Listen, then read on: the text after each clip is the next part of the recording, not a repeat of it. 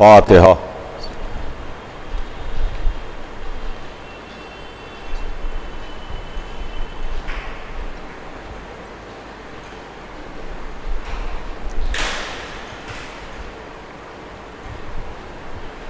औज़ु बिल्लाहिस्समीइल अलीम मिनश्शैतानिर रजीम। बिस्मिल्लाहिर्रहमानिर्रहीम। अल्हम्दुलिल्लाहि रब्बिल आलमीन वस्सलातु वस्सलामु अला सय्यदिना व नबियना व शफ़ीना बिल क़ासिम मुहम्मद व आलिहि तय्यबीन अत्ताहिरीन अल-मासूमीन व लानतुल्लाहि अला आदाइहिम अजमईन मिन यौमिना हाज़ा इला यौमिद्दीन। अम्मा बाद फ़क़द क़ाल अल्लाहु सुब्हानहु तबारक व तआला फ़ी किताबिहिल मुबीन व हुवा अस्दक़ुस सादिक़ीन। बिस्मिल्लाहिर्रहमानिर्रहीम। इन्नमा युरीदुल्लाहु लियुज़हिबा अन्कुमुर रिज्सा अहलल बैत व युत्तहिरकुम तत्हीरा। कायनात का खालिक व मालिक, इस कायनात को खल्क़ करने वाला, अपनी अज़ीम तरीन किताब कुरान मजीद में इरशाद फरमाता है कि यकीनन अहले बैत, अल्लाह ने ये इरादा कर लिया कि आपसे हर तरह के रिज़्क़ को दूर रखे, तमाम तरह की बुराइयों को दूर रखे और आपको पाक रखे इस तरह से कि जो पाक रखने का हक़ है। अज़ीज़ान गिरामी, वैसे तो ये आया मुबारका आया तथहीर के नाम से मशहूर है और आया तथहीर के नाम से दुनिया इस आयत को जानती है और पहचानती है। लेकिन इस आयत में जो एक लफ्ज़ आया वो लफ्ज़ अहले बैत है, और जो वादा किया गया वो अहले बैत के लिए वादा किया गया कि अहले बैत से हर तरह के रिज़्क़ को दूर रखा जाए, अहले बैत से हर तरह की बुराइयों को, निजासतों को, गंदगियों को दूर रखा जाए। और अल्लाह ने इनको पाक किया, तो जिसको अल्लाह पाक करे अब उसके बारे में कुछ सोचना ही अबस है, उसके बारे में कुछ सोचना ही बेकार है। मैं आपकी खिदमत में इस अशरा मजालिस में इस उन्वान के तहत गुफ्तगू कर रहा हूँ कि हम अहले बैत को क्यों मानते हैं। चुनांचे कल मैं आपकी खिदमत में ये बात अर्ज़ कर रहा था कि अहले बैत ने हमको इस्लाम बताया, अहले बैत ने हमको मज़हब बताया, अहले बैत ने हमको दीन बताया, अहले बैत ने हमको कुरान बताया, अहले बैत ने हमको तफ़सीर कुरान बताई, अहले बैत ने हमको वाजिबात बताए, अहले बैत ने हमको मुहर्रमात बताए, अहले बैत ने हमारी हिदायत की, अहले बैत ने हमें सीधा रास्ता बताया, अहले बैत ने हमें बताया कौन सा रास्ता जहन्नम की तरफ जाता है, कौन सा रास्ता जन्नत की तरफ जाता है। इसलिए कि हमको भी तलाश है, हमको भी ढूंढना है, हमको भी फिक्र है, इसलिए कि हम दो राहे पर खड़े हुए हैं। हम दो राहे पर खड़े हैं, एक रास्ता जहन्नम की तरफ जा रहा है, दूसरा रास्ता जन्नत की तरफ जा रहा है। अब पता नहीं कौन सा रास्ता हमें लेके जहन्नम की तरफ चला जाए और कौन सा रास्ता हमें लेके जन्नत की तरफ चला जाए। इसके लिए रहनुमाई अहले बैत ने की। अहले बैत ने हमें बताया कि देखो ये रास्ता जहन्नम की तरफ जाता है, ये रास्ता जन्नत की तरफ जाता है। दो रास्तों के अलावा कोई तीसरा रास्ता नहीं है। अपने तमाम सुनने वालों की खिदमत में मैं बहुत तवज्जो के साथ ये अर्ज़ करना चाहता हूँ कि देखिए कोई तीसरा रास्ता नहीं है। दो रास्ते हैं, एक रास्ता जहन्नम की तरफ जाता है, एक रास्ता जन्नत की तरफ जा रहा है। अगर यकीन ना आए तो मेरे साथ सन 61 हिजरी में करबला चलिए और मैं करबला में आपको दो रास्ते दिखाता हूं कि करबला में पता चल जाएगा कि कौन सा रास्ता किधर जाता है। वैसे तो चौक और चौराहा भी है, जिसको हमारे यहां चौक या चौराहा कहते हैं, कि साहब चार रास्ते हैं, एक इधर जा रहा है, एक उधर जा रहा है, ईस्ट की तरफ जा रहा है, दूसरा वेस्ट की तरफ जा रहा है, एक नॉर्थ की तरफ जा रहा है, एक साउथ की तरफ जा रहा है।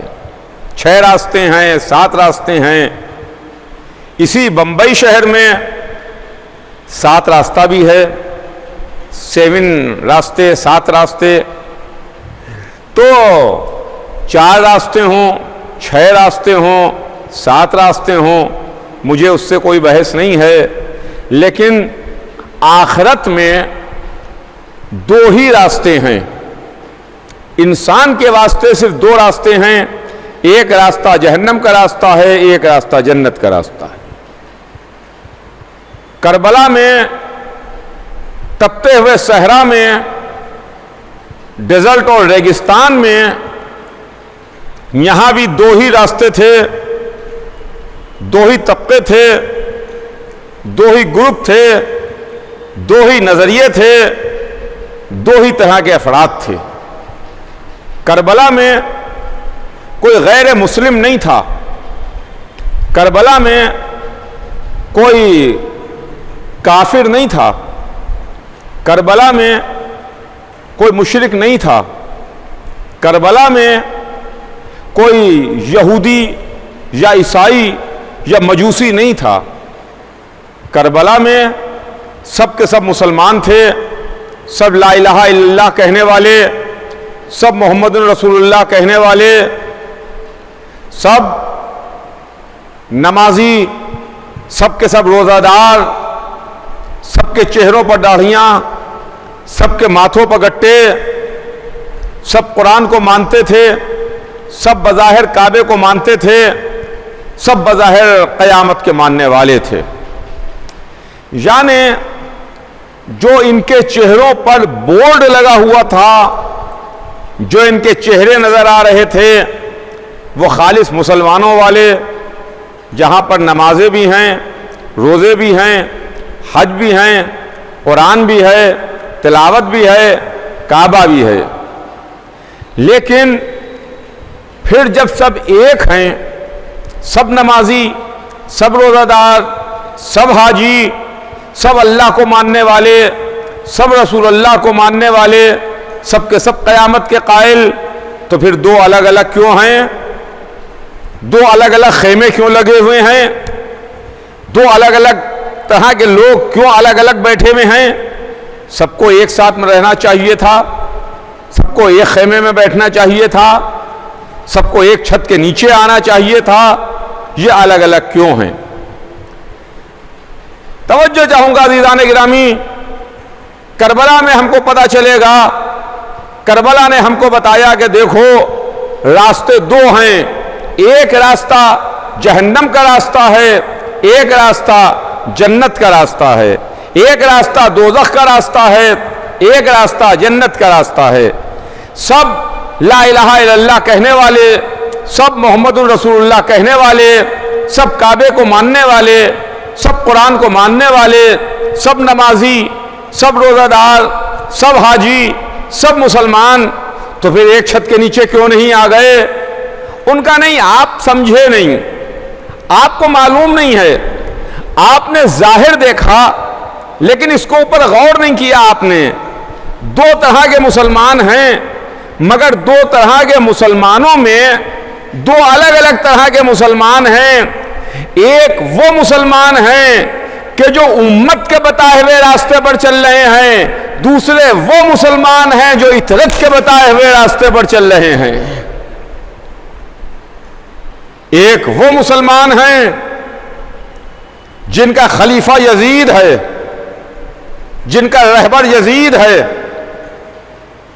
जो यजीद के हाथों पर बैत किए हुए हैं, दूसरे वो मुसलमान हैं जिनके इमाम हुसैन हैं, जिनके रहबर हुसैन हैं, जिनके पेशवा हुसैन हैं, जिनके मौला हुसैन हैं। हुसैन अहले बैत की फर्दों में एक फर्द हैं। तो अब मुझे कहने में ये कोई तकल्लुफ नहीं है कि करबला में हमको दो रास्ते नजर आए, एक जहन्नम का रास्ता था, एक जन्नत का रास्ता था, एक यजीद का रास्ता था, एक हुसैन का रास्ता था।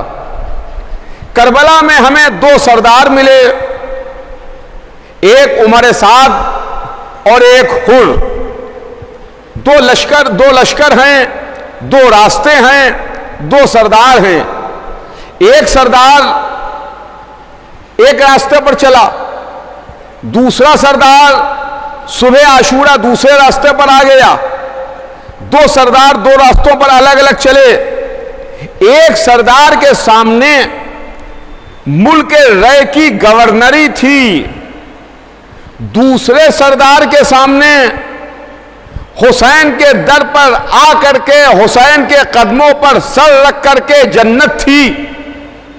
दुनिया ने देख लिया कि जो दुनियावी रास्ते पर चला, जो यजीद के रास्ते पर चला, जो जहन्नम के रास्ते पर चला, उसे रुसवाई मिली, उसे मुल्क रय ना मिला, उसे जिल्लत मिली, उस पर लानत है, उस पर मलामत है।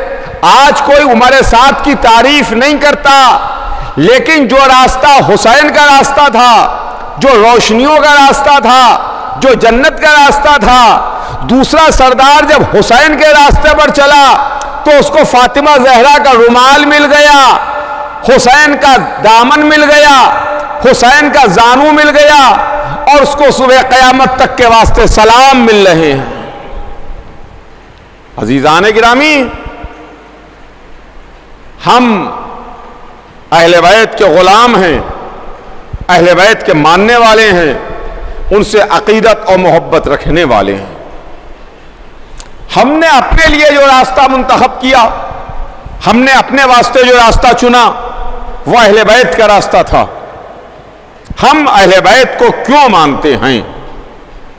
चुनांचे इस सिलसिले में मैं कल आपकी खिदमत में अर्ज कर रहा था कि हमको अहले बैत ने उसूल दीन बताए। तौहीद की तालीम हमको अहले बैत से मिली, अदालत की तालीम, अदले परवरदिगार की तालीम हमको अहले बैत ने दी, नबूवत के बारे में हमको अहले बैत ने बताया। मैं वजाहत कर चुका, लेकिन फिर आपकी खिदमत में वजाहत कर दूं कि किसी के जहन में यह ना आए कि मैं रसूलुल्लाह को अलग कर रहा हूं। अहले बैत में रसूलुल्लाह भी शामिल हैं, अहले बैत में रसूलुल्लाह शामिल हैं, इसलिए कि रसूलुल्लाह ही ने दुआ की थी, पालने वाले गवाह रहना, ये मेरे अहले बैत हैं। अहले बैत में रसूल भी शामिल हैं। तो अब जहां जहां मैं लफ्ज़ अहले बैत इस्तेमाल करूंगा, उसमें रसूलुल्लाह शामिल होंगे। बात नबूवत पर आके तमाम हो गई थी और वक्त तमाम हो गया था। आज उसी सिलसिले को आगे बढ़ाऊं। नबूवत के बाद हमारे पास इमामत है। इमामत भी एक ओहदा परवरदिगार है। इमामत भी वो ओहदा है जो अल्लाह अता करता है। इमाम भी अल्लाह बनाता है। जिस तरह नबियों को अल्लाह ने भेजा, उसी तरह इमामों को अल्लाह ने भेजा। जिस तरह नबी अल्लाह की सरकार से आए, उसी तरह इमाम भी अल्लाह की सरकार से आए। गौर कीजिएगा अज़ीज़ान गिरामी, इमाम भी अल्लाह ही की सरकार से आए और इमाम भी अल्लाह ही ने मुंतखब किया। इमामत वो ओहदा है जो अल्लाह हर किसी को अता नहीं करता, अपने खास बंदों को अता करता है, खास बंदों को देता है। और यूं ही अता नहीं करता, बल्कि उनका पहले इम्तिहान लेता है, उसके बाद इमामत का ओहदा अता करता है। चुनांचे आप कुरान उठा के देख लीजिए, कुरान मजीद में आपको नजर आएगा जहां पर जनाब इब्राहिम का जिक्र है, वहां पर यह मौजूद है कि जहां परवरदिगार आलम ने फरमाया वाइज़ इब्तला इब्राहीम रब्बहु बिकलिमातिन फातम्महुन्ना काला इन्नी जाइलुका लिन्नास इमामा। हमने इब्राहिम को चंद कलिमात के जरिए मुब्तला इम्तिहान किया, इब्राहिम ने इम्तिहान को पूरा किया तो हमने इब्राहिम को इंसानों का इमाम बना दिया। इब्राहिम इंसानों के इमाम बने। अल्लाह ने कुरान में यह कहा कि हमने इब्राहिम को इंसानों का इमाम बनाया, तो इमाम बनाने वाला अल्लाह है। अल्लाह ने इब्राहिम को इंसानों का इमाम बनाया, मगर इब्राहिम नबी भी हैं, इब्राहिम इमाम भी हैं। इब्राहिम नबी भी हैं, इब्राहिम इमाम भी हैं। जब नस्ल इब्राहिम आगे बढ़ी, नस्ल इब्राहिम ही में नबी भी आए, नस्ल इब्राहिम में इमाम भी आए। सबसे बड़ा रसूल भी नस्ल इब्राहिम ही में है और सबसे बड़ा इमाम भी नस्ल इब्राहिम ही में है। इमाम भी नस्ल इब्राहिम ही में है। जो इमाम है 12 वो भी नस्ल इब्राहिम ही में है। सबसे बड़ा रसूल खत्मी मर्तबत उनका सिलसिला मिलता है जनाब इब्राहिम से, और मौला अली से लेकर के इमाम आखिर तक यह सिलसिला जनाब इब्राहिम से।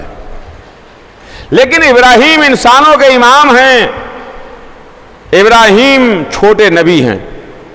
लेकिन जब नस्ल इब्राहिम आगे बढ़ती है तो सरदार रसूल भी नस्ल इब्राहिम से है और अमीर अल मोमिनीन वो भी नस्ल इब्राहिम ही से हैं।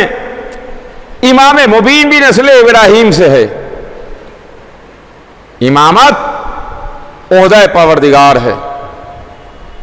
हमको इमामत के बारे में तालीम दी गई। हमारे इमाम मासूम हैं, हमारे इमाम पाक हैं, हमारे इमाम मुंतखब करदा परवरदिगार हैं।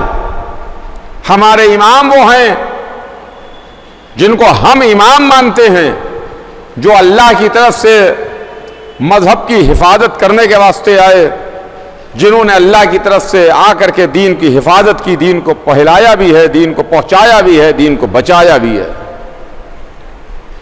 तो अज़ीज़ान गिरामी, यह इमामत है जिसकी तालीम, जिसके बारे में हमको अहले बैत ने बताया।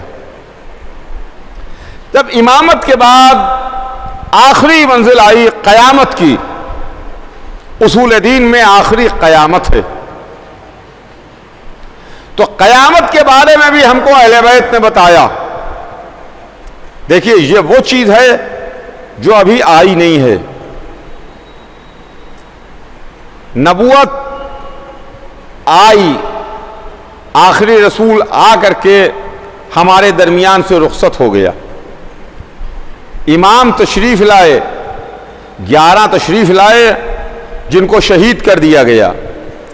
12वां आया जो हुक्म खुदा से आज भी जिंदा है, हिजाब गैब में है, मगर क़यामत अभी नहीं आई है।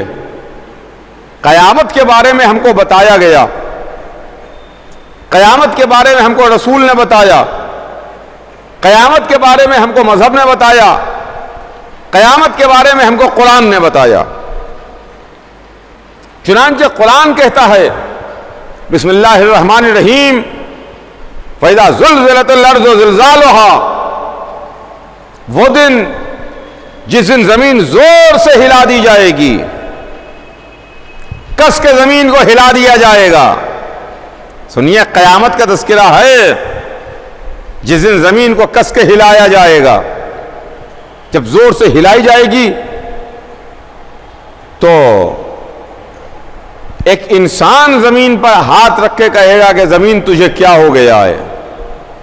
वक़ाल इंसान मा लहा, एक इंसान जमीन पर हाथ रख के कहेगा तुझे क्या हो गया है, तो जमीन बोलने लगेगी, जमीन गोया होगी, जमीन अपने दिल के हाल बयान करना शुरू करेगी उस इंसान से जो जमीन पर हाथ रख के जमीन से कहेगा कि तुझे क्या हो गया है। जमीन बोलने लगेगी। अजीजान गिरामी, यह मंजर अभी रूनुमा नहीं हुआ। कुरान कह रहा है कि यह जमीन कस के हिला दी जाएगी। हल्का सा जलजला आता है, मामूली झटका आता है तो हमारे शहर वीरानों में बदल जाते हैं, लेकिन कुरान कह रहा है जब जमीन कस के जोर से हिला दी जाएगी तो हमारा तो पता ही नहीं होगा, हम मलबे के नीचे दबे हुए होंगे। मगर कोई इंसान होगा जो जमीन पर हाथ रखेगा, जमीन की कपकपाहट, जमीन की थरथराहट, जमीन का हिलना रुक जाएगा और उस इंसान से जमीन बोलने लगेगी, उस इंसान से जमीन बात करने लगेगी, अपने दिल के हाल बयान करेगी। यहां पर नमाज पढ़ी गई, यहां पर इबादत की गई, यहां पर किसी को बेगुनाह कत्ल किया गया, यहां पर चोरी का माल रख के रखा गया, यहां पर यह जुर्म हुआ, यहां पर यह गलत काम हुआ, यहां पर यह नेक काम हुआ, यहां पर इबादतें हुई, यहां पर सजदे हुए, यहां पर आजादारी हुई। तो जमीन अपने दिल के हाल बयान करेगी। अब यह इंसान कौन है जो जमीन पर हाथ रख के कहेगा तुझे क्या हो गया है? यह इंसान कौन इंसान है? चुनांचे हमें नहीं मालूम कि यह कौन इंसान है, इसलिए कि ना इसमें कोई मौलाना है, ना कोई जनाब है, ना कोई उस्ताद हैं, ना कोई प्रोफेसर साहब हैं, ना कोई बहुत बड़े सेठ हैं, ना कोई बहुत बड़े सुल्तान और शहनशाह हैं, ना कोई बहुत बड़े वीवीआईपी हैं जो जमीन से कहेंगे।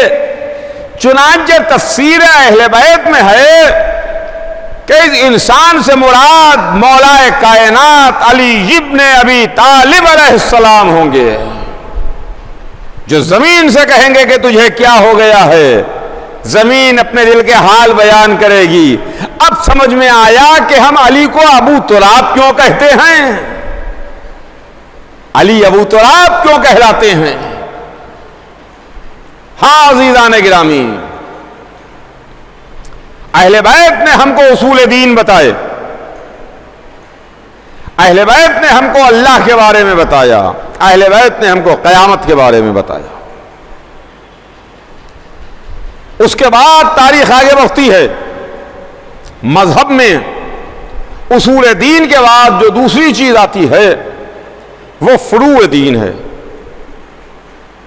फुरूअ दीन में अव्वल नमाज, दूसरे रोजा, तीसरे हज, चौथे ज़कात, पांचवें खुम्स, छठे जिहाद।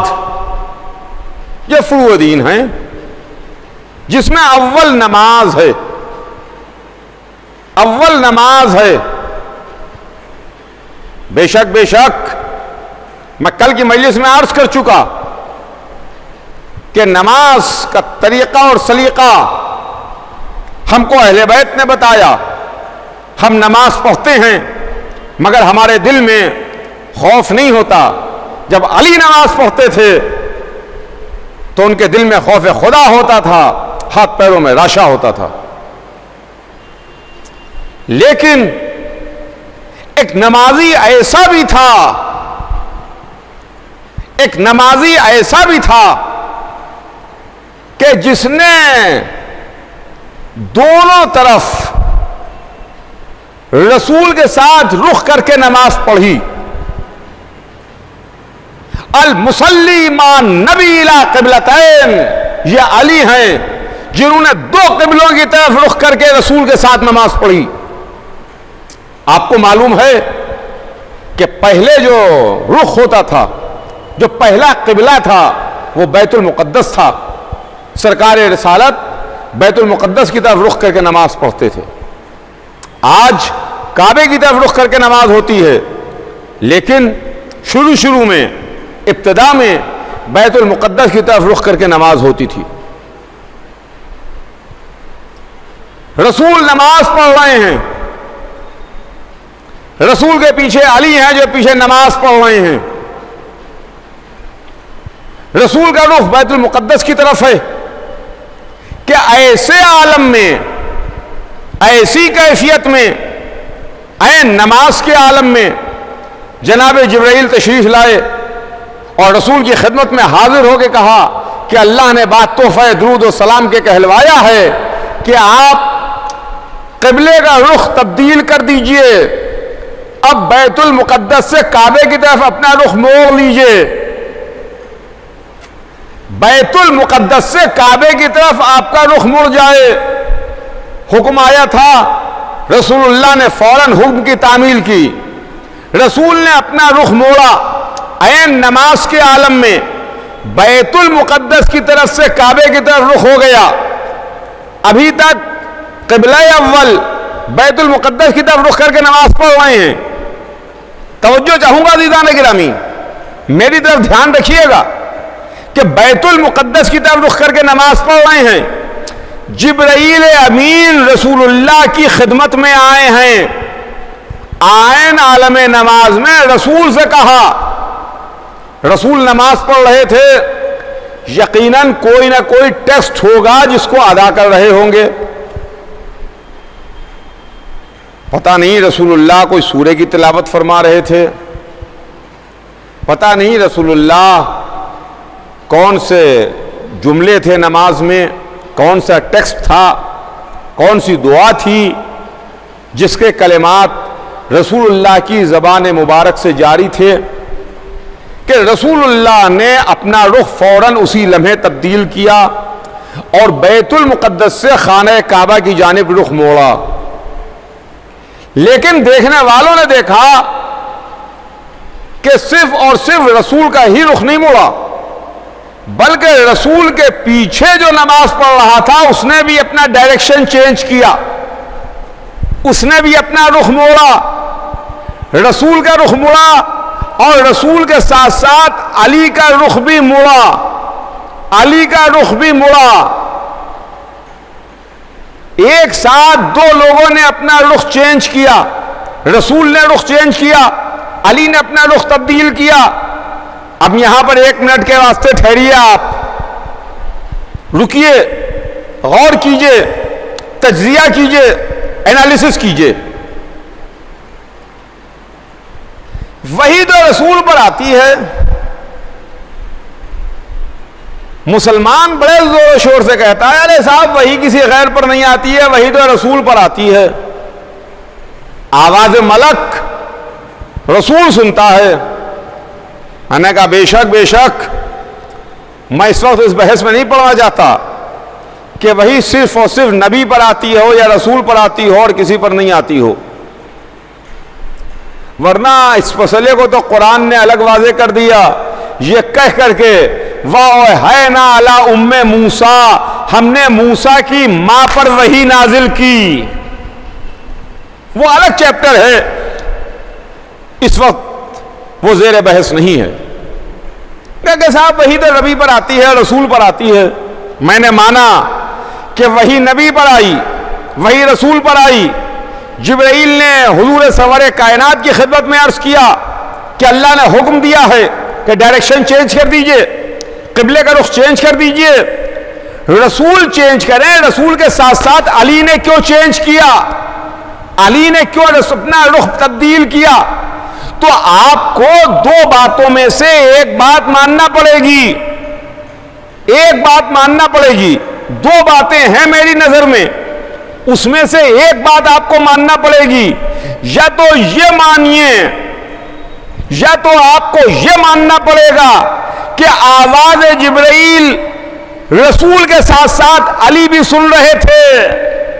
तवज्जो चाहूंगा दीदान गिरामी, या तो आवाज मलक रसूल के साथ साथ अली भी सुन रहे थे, या तो ये मानिए या ये मानना पड़ेगा चाहे हालत नमाज ही क्यों ना हो, अली हर मौके पर हर लम्हे इत्तिबाए मोहम्मद कर रहे थे, इत्तिबाए रसूल कर रहे थे। अगर मोहम्मद ने रुख चेंज किया तो रसूल ने भी चेंज कर दिया और बाकी जमात वैसे की वैसे ही खड़ी रही। आवाज मलक रसूल ने सुनी तो रसूल के साथ दो क़िबलों की तरफ रुख करके नमाज पढ़ने वाले अली हैं।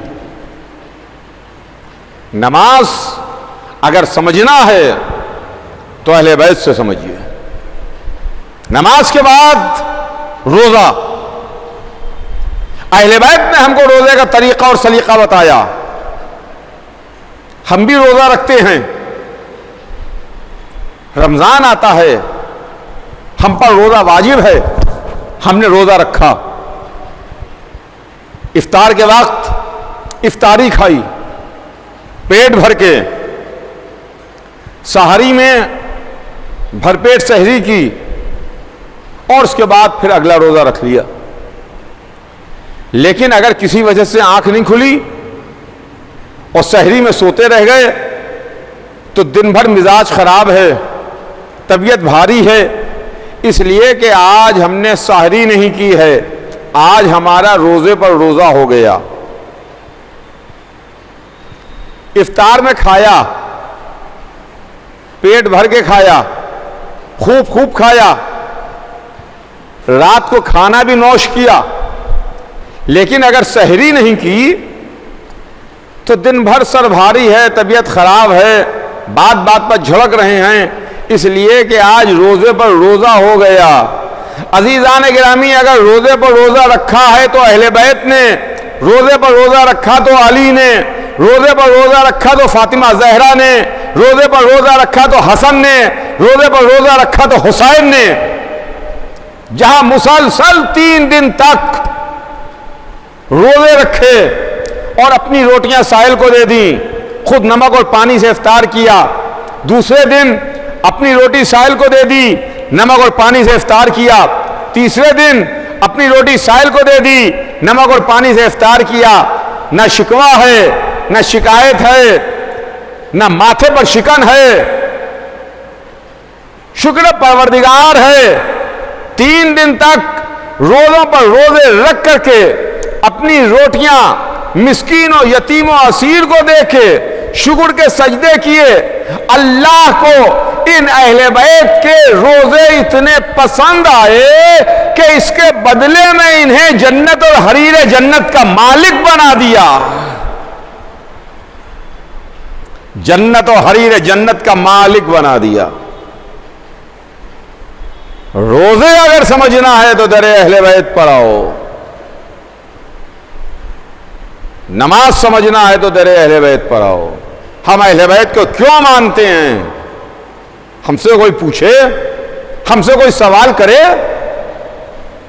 आओ हमसे पूछो, सवाल करो कि तुम अहले बैत को क्यों मानते हो। हम बताएंगे कि हम अहले बैत को क्यों मानते हैं, हमने गैरों को क्यों नहीं माना है, हमने अहले बैत को क्यों माना है। जिनके कैरेक्टर, जिनकी जिंदगियां बेदाग हैं, जहां आयत तथीर का हिसार मौजूद है, जिन्होंने दुनिया में आकर के कोई दुनिया से हासिल नहीं किया है, दुनिया से कुछ लिया नहीं है, दुनिया को दिया है, दुनिया को बांटा है, दुनिया को तकसीम किया है, दुनिया में आकर लुटाया है। वरना इनके इख्तियार का आलम यह है कि अगर ये ठोकर मारें तो सोने की नहर जारी हो जाए, अगर ये हाथ धो दें तो हाथों का धोवन जवाहर बन जाए। यह अहले बैत है, खुदा की कसम, यह अहले बैत की मंजिल है। रोजे की तालीम हमको अहले बैत ने दी, हज के बारे में हमको अहले बैत ने बताया, हज का सलीका तरीका हमको अहले बैत ने बताया। बेशक बेशक हज एक बहुत बड़ी इस्लामी इबादत है। हज फुरूदीन में है। हजारों बरस पहले एक वाकया हुआ, हजारों बरस पहले एक मां अपने प्यासे बच्चे की तलाश में पानी के लिए दौड़ती रही, परेशान होती रही, ढूंढती रही। उसकी याद में बाप अपने बेटे को ख्वाब में देखी हुई बात पर अमल करने के लिए लेकर के गया, उसकी याद में आज हज मनाया जाता है। और दुनिया भर के मुसलमान खिंच के खाने काबा में आते हैं और दुनिया भर के मुसलमान खाने काबा में आके उस अजीम फरीजे को अदा करते हैं जिस फरीजे का नाम हज है। आइए, अपना मुल्क छोड़िए, अपना शहर छोड़िए, अपना इलाका छोड़िए और इसी के साथ साथ खतरा भी मोल लीजिए। देखिए, बहुत बड़ी बात आपकी खिदमत में अर्ज कर रहा हूं, इसी के साथ साथ खतरा भी मोल लीजिए, इसलिए कि हज में बहुत बड़ा खतरा है। लाइफ का रिस्क तो है हज में, इससे तो कोई इनकार नहीं कर सकता। इसलिए कि बराबर हर 2-4 साल के बाद इस तरह की खबरें आती हैं अखबारात में और टीवी पर दिखाई जाती हैं कि हज में भगदड़ हो गई, स्टैम्पीड हो गया, लोग दब गए, कुचल गए, इतने हाजी जाबाहक हो गए, इतने हाजी अल्लाह को प्यारे हो गए। हज में होता है कि नहीं? वो वाजिब अमल हैं जिनके बगैर हज हो ही नहीं सकता, मुकम्मल ही नहीं। उनको अदा करना भी जरूरी है, लाइफ का रिस्क भी जरूरी है। लाइफ को रिस्क है मगर वो अमल अंजाम दिया जाएगा। शैतान को पत्थर मारना जरूरी है, भगदड़ हो गई, सफा मरवा के दरमियान दौड़ना जरूरी है, भगदड़ हो गई, जहां पर भीड़ बहुत है भगदड़ हो गई, लाइफ का रिस्क है। मगर लाइफ के रिस्क की परवाह न करते हुए एक फरीजे को अदा करना है, एक वाजिब को अदा करना है। मालूम यह हुआ कि जब कोई काम जरूरी हो, फरीजा हो, वाजिब हो, तो फिर जिंदगी का रिस्क नहीं देखा जाता, रिस्क जिंदगी का लिया जाता है, जिंदगी को दांव पर लगाया जाता है। जिंदगी को दांव पर लगाया जाता है। अज़ीज़ान गिरामी, अब आज को ये ना कहे कि आप जंजीर का मातम क्यों करते हैं, आप कमा का मातम क्यों करते हैं, सर से खून क्यों निकालते हैं, इसमें लाइफ को रिस्क है। अमा अगर इब्राहीम और इस्माइल की छोटी कुर्बानी में लाइफ को रिस्क है, तो हुसैन इब्ने अली की बड़ी अजीम कुर्बानी में अगर हम रिस्क ले लें तो हैरानी की क्या बात है, परेशान होने की क्या बात है। रिस्क तो जिंदगी में हर कदम पर है। आप घर से बाहर निकले तो रिस्क है कि नहीं है कि कब एक्सीडेंट हो जाए, कब गाड़ी टकरा जाए, कब कोई आगे पीछे से टक्कर मार दे, रिस्क तो हर कदम पर है ना। तो यह हज अजीम इबादत, हज में क्या है कि खाने काबा का चक्कर लगाइए। हमको अहले बैत ने बताया अज़ीज़ान गिरामी कि हज क्या है। खाने काबा का चक्कर लगाइए, तवाफ कीजिए, तवाफ काबा के बगैर हज नामुकम्मल है, तवाफ कीजिए। कुछ खास इबादतों के मजमूए का नाम हज है।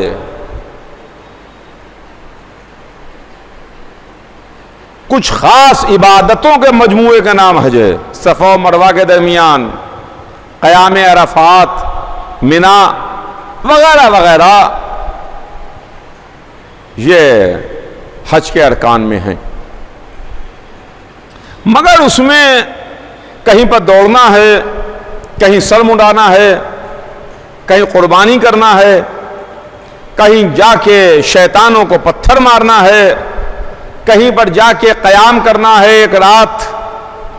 ये सारी की सारी चीज़ों के साथ साथ एक मामला ये भी है कि आप एक घर का तवाफ कीजिए, एक घर का चक्कर लगाइए, खाने काबा का तवाफ कीजिए, जब तक कि आप काबे का तवाफ ना कीजिएगा तब तक आपका हज मुकम्मल नहीं होगा।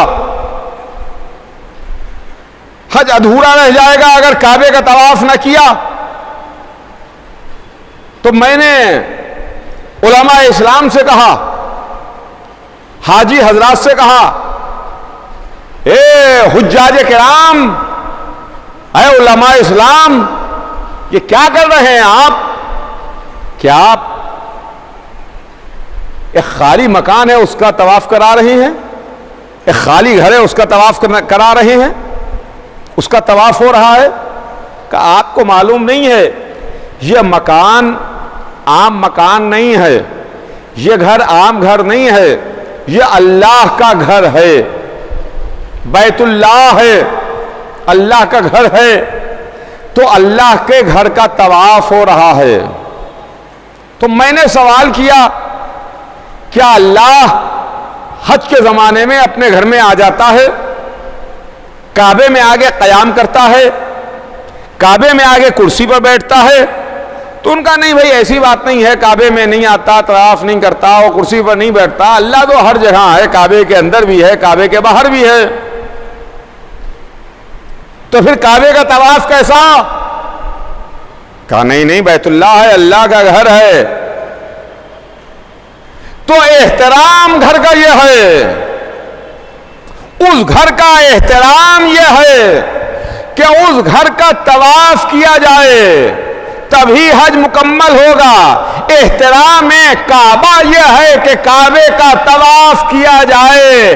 आज कुछ लोग इस बात पर एतराज करते हैं कि साहब ये आप जरिए हुसैन का तवाफ क्यों करते हैं, रोज़ा हुसैन का तवाफ क्यों करते हैं? हमने सवाल किया, आप अल्लाह के घर का तवाफ क्यों करते हैं, काबे का चक्कर क्यों लगाते हैं? का जिस तरीके से एहतराम काबा में हम काबे का तवाफ करते हैं, वैसे ही अज़मत हुसैन को सलाम करने के वास्ते कब्र हुसैन का तवाफ करते हैं, रोज़ा हुसैन का तवाफ करते हैं। तवाफ किया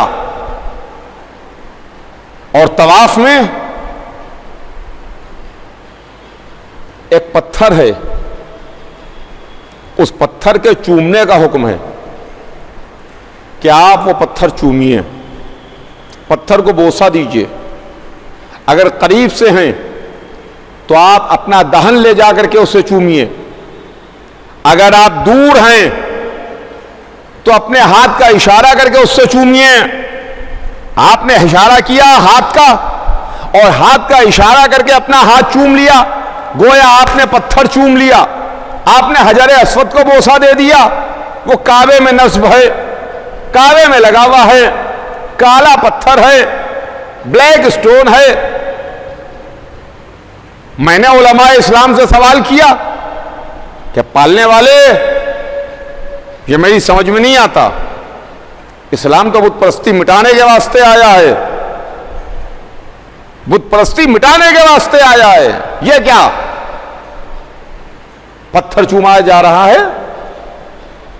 क्या पत्थर को चूमो, करीब हो तो मुंह से चूमो, दूर हो तो हाथ का इशारा करके चूमो, ये चूमना कैसा?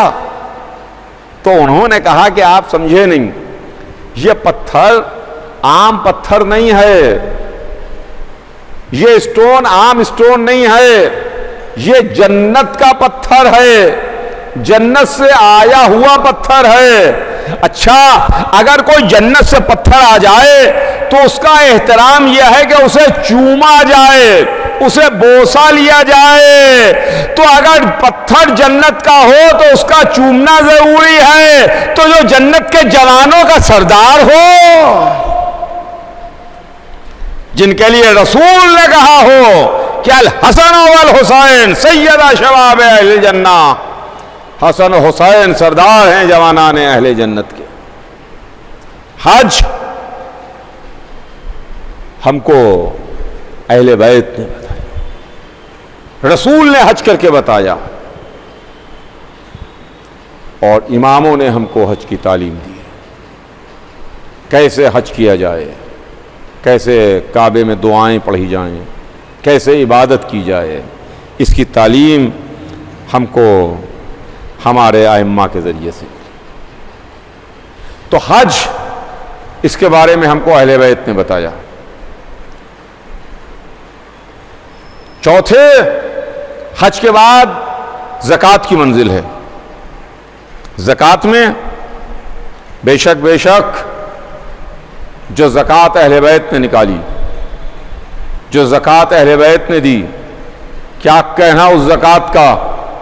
दुनिया में बड़े बड़े राजा बादशाह गुजरे, बड़े बड़े शहंशाह गुजरे, एक से एक अमीर, बड़े बड़े पैसे वाले, एक से एक ज़कात निकालने वाले, लेकिन क्या कहना उस ज़कात अदा करने वाले का जिसने हालत रुकू में साइल को इस तरीके से अंगूठी दे दी कि कुरान में मधा आ गई, कुरान में आयत आ गई और यह कह दिया गया कि इसने तो ज़कात दी है, यह इसकी ज़कात है। ज़कात का सलीका हमको अहले बैत ने बताया। उसके बाद पांचवें खुम्स है।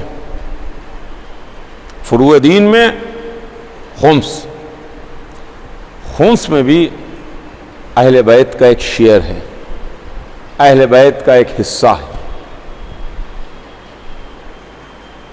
जो माल है,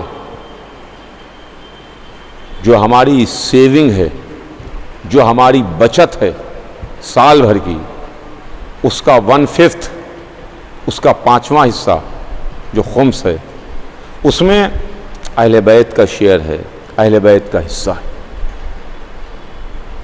अहले बैत को हाजत नहीं है, अहले बैत को ज़रूरत नहीं है।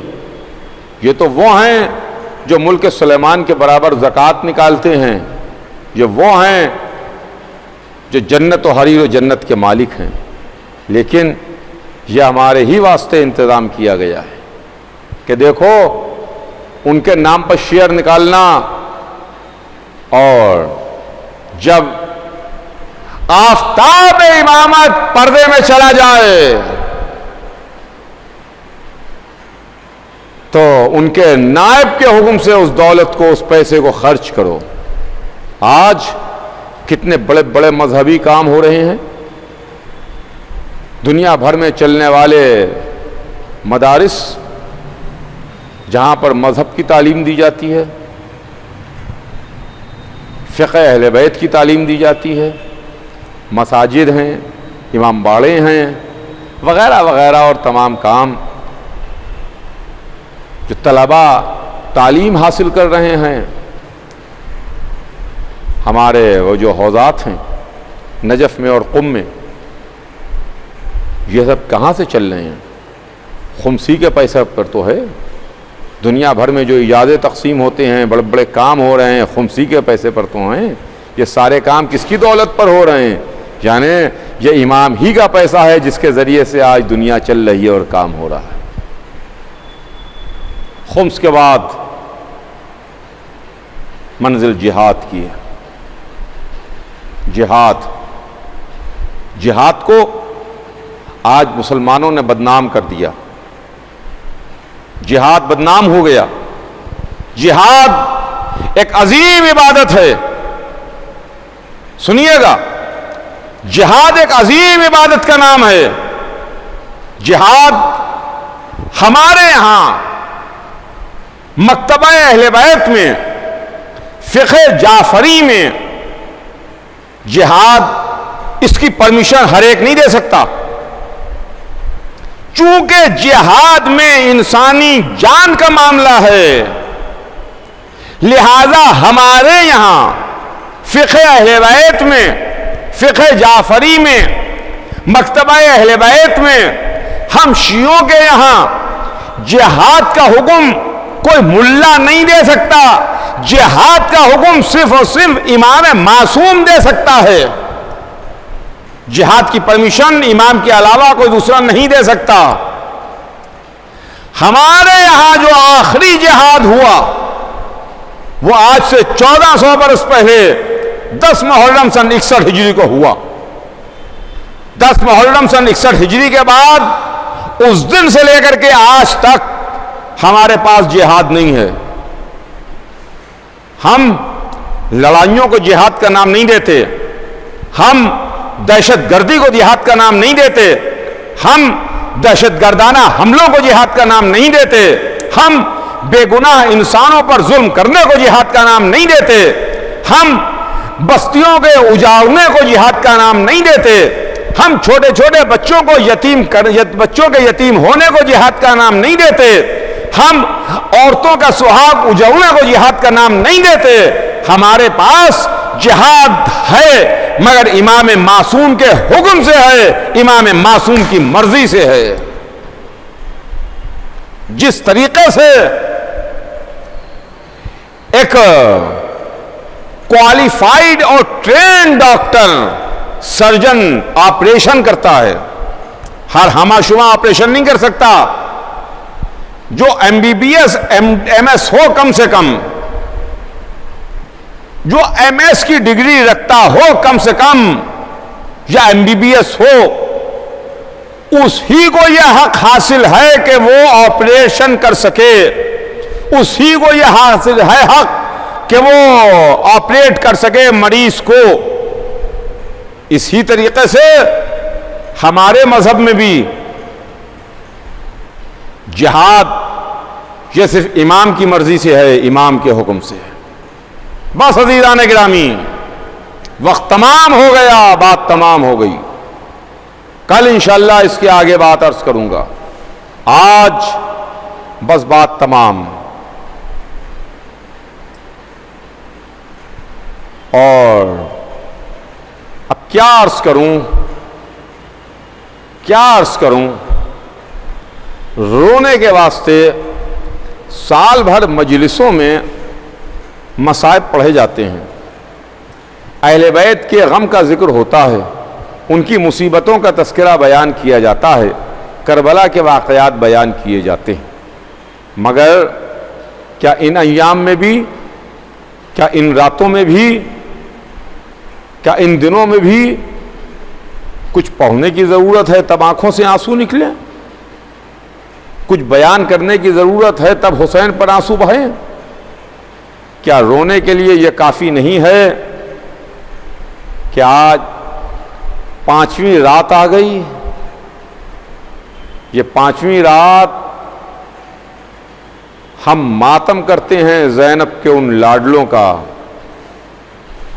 5वीं रात हम मातम करते हैं ज़ैनब के उन बच्चों का जिनको शब आशूर माँ ये बता रही थी, मेरे बच्चों अगर कल तुमने अपने मामू पर अपनी जान निछावर न की तो ये माँ दूध न बख्शेगी। अजीज़ों, सलाम कीजिए करबला की उन माओं पर, करबला की उन बीबियों पर हमारा सलाम, करबला की उन माओं पर हमारा सलाम, जिन माओं ने अपने बच्चों को समझाया, अपने बच्चों को सिखाया, अपने बच्चों को तालीम दी, अपने बच्चों से ये कहा, मेरे बच्चों कल कुर्बानी आले मोहम्मद का दिन है, तुम अपनी जाने आका हुसैन पर कुर्बान कर देना, अपने को हुसैन पर निछावर कर देना। आशूरे की रात तमाम हुई, आशूरे का दिन निकला, ज़ैनब के लाडले हुसैन की खिदमत में आए, हाथों को जोड़ा, ए मामू जान इजाज़त दे दीजिए। हुसैन ने मना किया, हुसैन ने इजाज़त नहीं दी, औनो मोहम्मद को रोक दिया, कहा मेरे बच्चों मैं तुम्हें कैसे इजाज़त दूं, मैं तुम्हें क्यों कर इजाज़त दूं? अगर मैंने तुम्हें मरने की इजाज़त दे दी तो मेरी बहन की दुनिया उजड़ जाएगी। लीजिए पसे पर्दा से बीबी की आवाज आई, बीबी खड़ी हुई थी, कह रही थी, ए मेरे भैया, ए मेरे भैया, ये दोनों बच्चे अगर आप पर कुर्बान हो जाएं तो आपकी बहन रोज़ महशर आपकी वालिदा के सामने सुरखरू होगी। हुसैन ने इजाजत दी, और मोहम्मद को इजाजत मिली। दोनों शहजादे हुसैन से इजाजत लेके मां को सलाम करके मख्तल में आए। तेजी से घोड़ा दौड़ाते हुए मख्तल में पहुंचे। बहादुर दादा के बहादुर पोते, बहादुर नाना के बहादुर नाना से, जो दधियाल से भी विरसे में शजात लिए हुए थे, ननिहाल से भी विरसे में शजात मिली थी, इधर से भी शजात का विरसा, उधर से भी शजात का विरसा, बहादुर दादा बहादुर नाना मैदान में दूर तक लड़ते हुए चले गए। तलवार चला रहे थे, दुश्मनों को तहतेख कर रहे थे। एक मर्तबा लड़ते लड़ते वो शहजादे कहां तक लड़ते कि एक मर्तबा हुसैन के कानों में आवाज आई, ए आका मेरा आखिरी सलाम कबूल कीजिए, ए मामू मेरी मदद को आइए। लिया हुसैन ने वो आवाज सुनी, तेजी से हुसैन चले, अब्बास और अली अकबर साथ साथ चले। दुश्मन इन जवानों को, शेरों को देख करके भागा। अब जो देखा तो ओना मोहम्मद दुनिया से सिधार चुके थे। ये दोनों शहजादे दुनिया में नहीं थे। ज़ैनब के बाग के फूल मुरझा चुके थे, अब वो फूल दुनिया में नहीं थे। दुनिया के फूल जन्नत में जाके खिल रहे थे। एक मैयत को हुसैन ने उठाया, एक जनाजे को अब्बास ने उठाया। दोनों बच्चों की मैयतें लिए हुए हुसैन और अब्बास आए, दर खेमा पर लाके मैयतों को रखा। अब बड़ा मुश्किल मौका था, कैसे मां से कहा जाए कि तुम्हारे बच्चों की मैयतें आ गईं, कैसे ज़ैनब से कहें, कैसे सानिया ज़हरा से कहें कि आपके बच्चे अब दुनिया में नहीं हैं, ओना मोहम्मद दुनिया से सिधार गए। हाँ हाँ, नन्हे बच्चों की मैयतें दर खेमा पर आईं तो मां दर खेमा पर आगे पहुंची। तारीख यह मंजर देख रही थी, मौलिक लिख रहा था, दुनिया समझ रही थी कि मां अपने बच्चों की मैयतें देखेगी तो बेख्तियार आंखों से आंसू जारी हो जाएंगे। मां सर के बालों को खोल लेगी, बालों को वीरान और परेशान करेगी, सरो सीना पीटेगी और कहेगी मेरे बच्चों, तुम्हारे बाद ये मां उजड़ गई, तुम्हारे बाद ये मां लुट गई, तुम्हारे बाद ये मां वीरान हो गई, तुम्हारे बाद ये मां जिंदा रह के क्या करेगी। ज़ैनब रोएंगी, ज़ैनब सर पीटेंगी, ज़ैनब आंसू बहाएंगी, ज़ैनब सर के बाल खोलेंगी, ज़ैनब मुंह पर तमाचे मारेंगी। मगर दुनिया की हैरत न रही जब ज़ैनब ने बच्चों की मैयतों को देखा और अपनी पेशानी को खाक पर रख दिया। पालने वाले तेरा शुक्र, तूने मेरी कुर्बानियों को कबूल कर लिया। पालने वाले मेरे बच्चे तो कुर्बान हो गए, मगर मेरे भैया हुसैन को सलामत रखना। मैं कहूंगा बीबी ज़ैनब, करबला में उस वक्त आपका क्या आलम हुआ होगा जब मनादी की आवाज आई होगी, अला कुतल अल हुसैन बे करबला, अला जुबे अल हुसैन बे करबला।